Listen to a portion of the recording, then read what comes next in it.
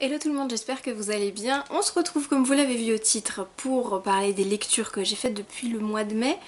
Oui je sais ça fait un petit moment mais bon voilà, il y a des moments où on lit plus que d'autres. Il était temps que je vous en parle parce que j'ai une petite pile juste là à côté de moi et elle commence à être assez grande. Je vais revenir pendant 2 secondes sur ce que je porte sur les lèvres. Aujourd'hui, je vous l'ai déjà présenté plusieurs fois, ce n'est plus vraiment une surprise, c'est un de mes gros chouchous. C'est la couleur Lumière 2 de chez Colourpop, les Ultra Matte Lips. Voilà, c'est Lumière 2, c'est mon chouchou. Donc comme je vous disais, j'ai deux, trois choses dans lesquelles j'aimerais vous parler, donc je vais lui mettre tout de suite. Le premier que j'attrape est le tome 1 d'une trilogie qui s'appelle la trilogie d'Axis, c'est le tome 1 qui s'appelle Tranchant d'acier par Sarah Douglas et voilà, c'est de la fantaisie, c'est génialissime. Après c'est un bon gros pavé, donc celui-ci c'est le tome 1 qui fait 700 pages. Je suis actuellement dans le tome 2, je l'ai bientôt fini, il en fait 800 et je crois que le tome 3 il en fait encore plus, il en fait 900, quelque chose comme ça. J'ai adoré, mais j'ai adoré, donc c'est de la pure fantaisie, il y a des destins, il y a de la magie, il y a un grand méchant, il y a... Sarah Douglas, elle a une façon d'écrire qui est... En fait c'est très immersif. Même dès le début, souvent la fantaisie, au début, on nous balance direct dans l'action et on comprend pas trop, on comprend pas ce qui se passe, on comprend pas où ça va, on comprend pas d'où on vient, on comprend pas les termes. Mais c'est tellement immersif qu'on est dedans directement. On comprend bien sûr comme d'habitude au fur et à mesure, mais on est dedans directement. Les personnages sont tous hyper attachants, elle est décrite d'une façon assez particulière, j'aime vraiment beaucoup. Je l'ai lu en un temps record. Malheureusement, j'ai découvert en faisant des recherches sur cette auteure, sur Sarah Douglas, qu'elle était décédée assez récemment, il me semble, même d'ailleurs. Donc il y a la trilogie d'Axis et il y a 2 tomes à la suite, sortis parus en France en tout cas, faudra que je me renseigne pour l'étranger, de la suite. Donc parlons bien, ça parle d'Axis. Justement, le personnage principal, Axis ou Axis, ça dépend comment vous préférez le prononcer, qui est donc Tranchant d'acier, donc c'est le commandant suprême d'une escouade armée. C'est un orphelin qui a été recueilli par un prêtre, voilà, par un prêtre de la religion à l'intérieur de cette histoire, de la religion englobante qui est dans ce pays, dans ce monde. Et dans cette religion, on persécute ce qu'on appelle les proscrits. Ce sont des personnages de cauchemars qui étaient sur le monde avant. Et bien sûr, la religion les a combattus, les a pacifiés, les a pourfendus, les a tués parce que c'était des mauvais, ils étaient méchants, blabla. En fin de compte, comme d'habitude, on va se rendre compte que... Bah non, en fait, ils sont pas si méchants que ça. Et le problème, c'est qu'il y a pour le coup, là, un vrai gros méchant qui apparaît. Bon, je vous raconte pas plus, hein, voilà, c'est pas de spoil non plus. Il y a un gros méchant qui apparaît et ils vont se rendre compte qu'il va falloir s'unifier pour pouvoir le combattre et réussir à ce que tout le monde reste en vie. Et bien sûr, en chemin, ils vont découvrir, ils vont entendre parler d'une prophétie. La prophétie qui annonce ce qui est en train de se passer dans le pays en ce moment, qui annonce le gros méchant du moment, qui annonce que le pays va courir à sa perte et qu'il va être complètement détruit, sauf si l'homme étoile réussit à tous les unir et à tous les guider. Et on se rend compte que, en fait, tout ce qu'ils connaissent, tout l'univers, tout le monde qu'ils connaissent, il est complètement construit sur des mensonges. Donc on va suivre Axis, le personnage principal, qui est bien placé dans la prophétie, et on va également suivre tous ces hommes de main. On va suivre l'histoire de 2 jeunes femmes, Faraday et Azur, qui ont toutes les deux un caractère totalement différent, qui vont toutes les deux tomber amoureuses d'Axis, mais bon ça... fallait s'en douter, fallait qu'il y ait une petite histoire d'amour derrière. Et tout le monde est englobé dans cette prophétie, dans cet embroglio de destin qui s'en mêle. C'est de la très bonne fantaisie, je l'ai eu d'occasion. Les 3 étaient vendus, j'ai acheté les 3 d'un coup, je me suis pas trop posé la question. Et j'ai bien fait parce que c'est vraiment très bien. Je ne peux vraiment que vous le recommander si vous êtes fan de fantaisie. Ensuite, rien à voir, on passe sur Stephen King avec Dr. Sleep qui lui, une fois encore, est très épais. Alors je vais pas vous mentir, celui-ci j'ai lu que le premier quart. J'ai complètement arrêté. C'est un petit peu la suite de Shining puisqu'on retrouve Danny, le petit garçon de Shining. Là il a bien grandi, il est grand, il a entre 20 et 25 ans il me semble. Sauf que ce roman est super dark, il est super... Voilà, on va dans les bas-fonds de l'addiction, on va dans les bas-fonds de tout. Il est noir, il est crasseux, il est suintant, il est lourd. Et j'aime absolument pas ce genre de roman. Voilà, j'aime pas. J'arrive pas à accrocher, j'aime pas. J'ai vraiment essayé, mais j'aime pas. Il y a ce côté paranormal que j'ai pas aimé du tout. J'ai beau avoir essayé, je ne suis pas allée plus en avant, donc je pourrais pas vraiment plus vous en parler puisque je l'ai malheureusement laissé tomber. Ce qui n'arrive pas souvent.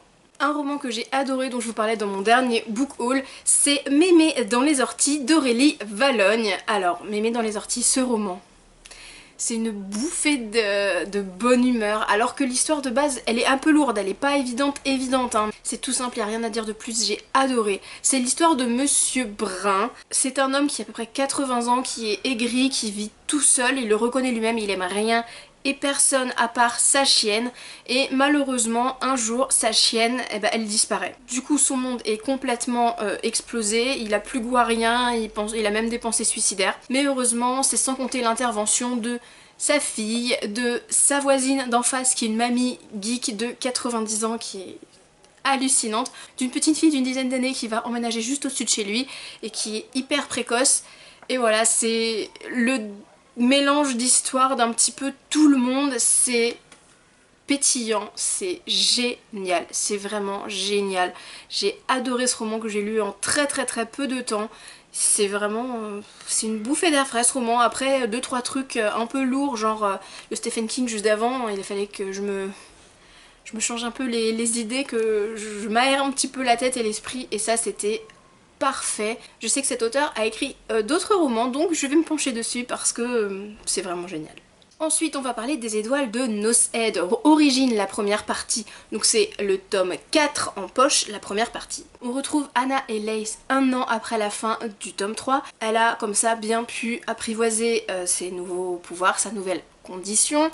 Ils sont toujours en cours, ils sont toujours à la faculté et bien sûr il va commencer à se passer des choses comme d'habitude. Très gros point positif pour ce tome là, on s'attend beaucoup moins à ce qui va arriver, c'est le petit bémol, c'est ce que je reprochais dans la saga en général, même si c'est une saga géniale, hyper addictive, voilà, on est dans l'histoire, on est à fond, on veut savoir ce qui se passe et tout, c'est vraiment une saga que j'aime beaucoup. Donc gros point positif dans celui-ci, la fin elle est complètement...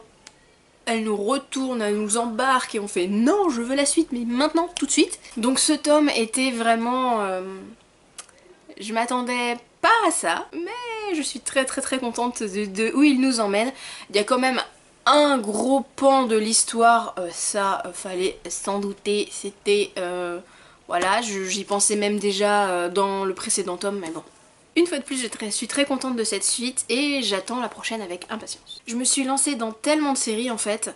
Premier tome d'une toute nouvelle série qui s'appelle Fille des cauchemars, c'est le tome 1 qui s'appelle Anna. C'est une trilogie, il me semble, de Kendar et Blake. Donc voici le tome 1, Anna.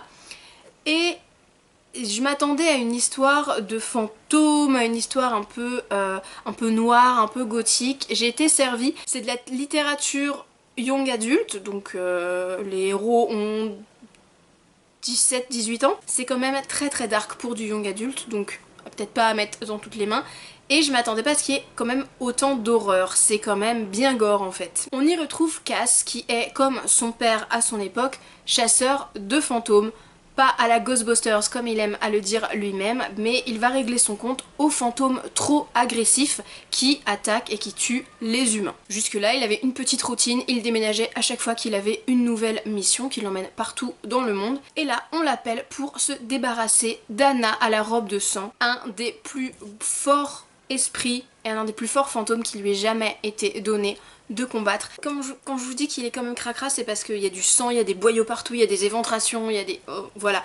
Il est pas à mettre entre toutes les mains, il est quand même bien cracra, mais ça va avec l'histoire en fait. On suit Cass dans ses péripéties, on va suivre Cass aussi dans sa recherche de savoir pourquoi Anna est comme ça, parce que tous les fantômes ont une histoire, et on apprend que cette Anna qui est toute jeune, qui a 14-15 ans il me semble, en fait elle s'est fait assassiner dans sa robe blanche pour le bal de fin d'année, le soir du bal de fin d'année. Elle est enfermée dans la maison où elle est morte et tous les gens qui osent entrer dans la maison, ils se font déchiqueter. Et un jour, par un entremêlement de circonstances, Cass se retrouve dans la maison. Et finalement, c'est lui qui se retrouve en position de faiblesse puisqu'il n'est jamais tombé sur un fantôme aussi fort, il ne peut absolument rien faire contre elle, mais elle ne le tue pas. Elle ne peut pas le tuer, elle ne le tue pas, elle ne sait pas pourquoi, elle ne le tue pas. Et c'est là qu'on se rend compte qu'en fait Anna est peut-être beaucoup plus qu'un simple fantôme tueur. C'était donc le premier tome, j'ai beaucoup aimé. Bon, il me semble que c'est le premier roman de l'écrivain, donc c'est pas... voilà, il y a des petites lacunes, il y a des petites choses qui marchent et d'autres qui fonctionnent moins bien. Mais c'était quand même une lecture très agréable qui change beaucoup de ce que je peux avoir l'habitude de lire. J'ai beaucoup aimé et je lirai la suite avec plaisir. En parlant de suite, je vous présente le tome 2 de Another, la fille à l'œil de poupée, qui est écrit par Yukito Ayatsuji. Je ne vais pas en parler trop longuement, si vous voulez en savoir plus, je vous renvoie vers ma dernière vidéo bilan lecture. J'ai adoré, je connaissais l'histoire, j'adore cette histoire. C'est une fois de plus un roman d'enquête, de paranormal, avec une sorte de malédiction sur une classe. J'ai adoré, même si quand on le termine et quand on le ferme, on a encore beaucoup de questions. Et maintenant nous passons à la sélection de Kerakas qu'on ne présente plus. J'ai donc lu le tome 1, la sélection, le tome 2, l'élite, et le tome 3, l'élu. Je comprends pourquoi vous m'avez tous parlé de cette saga, elle est hyper prenante. Donc pour ceux qui ne connaissent pas encore ou qui connaissent que de visu, qui ne savent pas de quoi ça parle, c'est une saga, le tome 4, la couronne vient juste de sortir, mais il y a des histoires un petit peu annexes si on veut en connaître plus sur le monde, sur cette histoire en général. Bien sûr, je ne tarderai pas à me les procurer, bien entendu, puisque j'ai beaucoup aimé. Ça se lit tout seul. Cette histoire se passe dans un monde sur les bases et les fondements de l'ancienne Amérique et des anciens États-Unis, qui fonctionne par caste. La caste numéro 1, la plus grande, étant la famille princière, ensuite les deux, les nobles. On va descendre jusqu'à la caste 9 qui sont les gens, les sans caste en fait. C'est des gens qui sont, ça va être souvent des SDF. Le personnage principal de l'histoire est America Singer qui elle fait partie de la caste numéro 7. Donc vous voyez qu'elle est bien en bas. C'est la caste des artistes. Son père est peintre, sa mère est artiste chanteuse, elle-même est musicienne et chanteuse. Et ils travaillent pour les castes supérieures. Donc ils sont quand même vraiment à la limite de l'extrême pauvreté. Malgré ça, sa vie, elle est très contente de sa vie, même si ce côté caste ne lui plaît pas, mais bon, elle est dedans, elle peut rien faire. À chaque fois que le prince de ce royaume est en âge de se marier, il y a la sélection qui est organisée, c'est une sorte de grande télé-réalité pour trouver sa prochaine femme. Il y a 30 candidates qui vont être recrutées dans le monde entier et dans toutes les castes. America, elle en a rien à faire parce qu'elle a déjà un chéri, mais pour faire plaisir à sa mère, elle signe quand même, elle remplit quand même le papier de participation. Et contre toute attente, elle est retenue, donc elle se retrouve parmi ces 30 candidates à devoir partir pour la résidence royale, à être scrutée par les caméras tout le temps. Elle va manger comme elle a jamais mangé de sa vie, elle va être habillée comme jamais elle aurait pu imaginer qu'elle serait habillée. Elle y va quand même si elle s'en fiche complètement, elle y va quand même parce qu'elles ont quand même une certaine rémunération. Elle y va pour mettre des sous de côté pour sa famille. Elle rencontre Maxon, le prince héritier, mais comme elle est déjà amoureuse, elle s'en fiche complètement. Ce roman est bourré d'intrigues politiques, c'est un roman sentimental certes, mais il est quand même une grosse partie de l'histoire qui est politique. America se dit que ce prince, Maxon, elle va peut-être pouvoir lui parler un petit peu de ce que c'est vraiment être dans la caste 7, qui n'est en plus pas la dernière, lui expliquer vraiment que elle ne mange pas à sa faim. Elle se dit qu'elle va peut-être pouvoir apporter sa pierre et lui expliquer, lui ouvrir les yeux sur ce qui se passe vraiment en dehors, en dehors de son château quoi, finalement en dehors de sa résidence, et elle va commencer à s'attacher, bien sûr. Donc, intrigue sentimentale, intrigue politique, ça se lit tout seul. C'est pas de la grande littérature, c'est pas ce qu'on lui demande, mais ça joue très bien son rôle, ça nous détend, on se change les idées, même si des fois America, Maxon ou Aspen on a envie de leur mettre des grosses tartes et de les secouer, cette histoire est du coup vraiment très accrocheuse, ça se lit tout seul, ça se lit même très vite, voire trop vite. J'ai hâte de lire la suite et les histoires annexes pour en découvrir un petit peu plus. Kerakas, je vais suivre également puisque bientôt il y a sa nouvelle saga, La Sirène, qui arrive. Donc je vais suivre ce qu'elle écrit parce que j'aime beaucoup, c'est hyper léger, on se prend pas le chou mais en même temps les personnages sont très attachants. Une fois de plus je comprends pourquoi vous m'en aviez parlé et je vous en remercie de m'en avoir parlé parce que j'ai vraiment beaucoup aimé cette saga. Voilà, j'espère que cette vidéo vous a plu et qu'elle n'aura pas été trop longue. N'hésitez pas à mettre un petit pouce vers le haut si c'était le cas. Partagez avec moi en commentaire également vos dernières lectures, vos derniers coups de cœur lecture ou vos dernières déceptions. Et bien sûr, comme d'habitude, jusqu'à la prochaine fois, je vous fais plein d'énormes bisous. Bye bye.